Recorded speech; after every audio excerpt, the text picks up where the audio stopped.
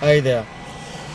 I'm parked on the southern bypass, and I was driving down from Kikuyu. Then I noticed so many vehicles that broken down along the bypass. They had an inspiration to maybe speak about reliability. So moments ago, I had just been approached by some plainclothes officers. They were wondering why I was parked here, and they wanted me to go away. So I explained to them I was not aware that I wasn't supposed to park here, and I was just recording some content. I'll be done in 10 minutes and I'll go away. So they've given me that chance. So I'll be short and sweet. Reliability is a major topic. It's a big elephant in the room. If you ask any Kenyan, which are the most reliable cars, it's more likely that they'll say the Japanese vehicles. And it's indeed true, the Japanese automakers, they buy what for reliability, but that doesn't mean there are no reliable cars from the US or indeed from Europe or any part of the world. I'd like us to look at this very openly because people tend to be very subjective when it comes to this topic, because they will probably give reviews to cars that they own or they wish to own, their dream cars. But I want to be very, very objective in my arguments. But before I start, we have to know what to consider when buying a car. Of course, reliability is one of them. So when you're considering buying a car, the first thing is you have to know the cost of owning that car and the cost of running it, without a doubt. And then you have to know the purpose for which you are intending to use the car. And then you have to do some research on the car model you want, or if you don't already know about that car. And of course, you have to know your levels of enthusiasm about cars. And this will determine how reliable the car you drive will be, and not just the reliability indices that are issued and the blanket condemnation of other brands. If you know the cost of ownership and running that car, if you know the purpose you are intending to use that car, and it has to be the right one, if you have some knowledge on the car you want to buy, either by research or history or passion, and then of course you have to know how enthusiastic you are about that car, because not all cars are for everybody. There are some cars that are known as the enthusiast cars. Not every Tom, Dick and Harry will really maintain those vehicles. You have to have some passion for that car. So we have to also know the factors that affect reliability. Well, we are trying to do research about the vehicle we want to own, and it's always our aim to have that car on the road almost always, to determine how reliable it is. So these factors are, first, on a qualitative side, there is the direction that the automaker took regarding that car. If it was an evolutionary direction, then those cars tend to be more reliable than cars that take a revolutionary direction. An example is Toyota. It's been there for the longest time. It has been evolving. There has not been quite a paradigm shift in terms of the vehicle design and internals.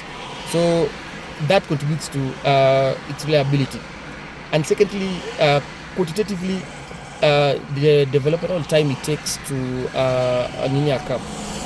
So cars that are older, of course, have had more developmental time than cars that are rather newer. So the same example, a Toyota Corolla, which has had quite a long developmental time, will be more reliable than say a Porsche Macan, which has had a shorter developmental time, because in that time they have had recalls or what we call service campaigns, where the users have reported certain issues with the car, and they are recalled to the factory or the dealer or the dealership, and then these issues are fixed. So over time these issues are fixed, and then probably all of them are taken care of, meaning that car that has had a longer developmental time will be more reliable than a car that has a shorter developmental time. The other one would be engineering. Of course, an over-engineered car will be less reliable than a simple car. And most of the time, the over-engineering will be in terms of vehicle performance or aesthetics or convenience. So an over-engineered car will have more sensors, more moving parts. So obviously, it will be less reliable than a simple rudimentary car.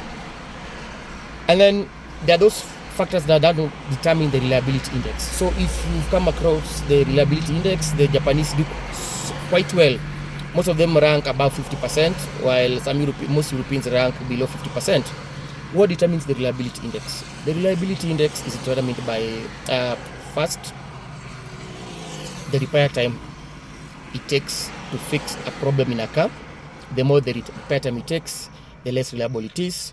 Second is the repair cost. In fact, repair cost should be number one, and repair time number two. Repair cost, the higher the repair cost, the less reliable the car is. The other one is the repair frequency. The higher the repair frequency, the less reliable the car is. And another one is the car's age. And the car's age, simply, the younger the car, the more reliable it is. But there's an exception to the rule. When comparing two cars and they match in the reliability index, the tiebreaker is usually the car's age. And the older car will be deemed more reliable than the newer car because they have scored the same reliability index, but the older car will be deemed more reliable, of course, because it has been on the road for longer. Another thing that determines modification, which is not used in the reliability index calculation, is modification.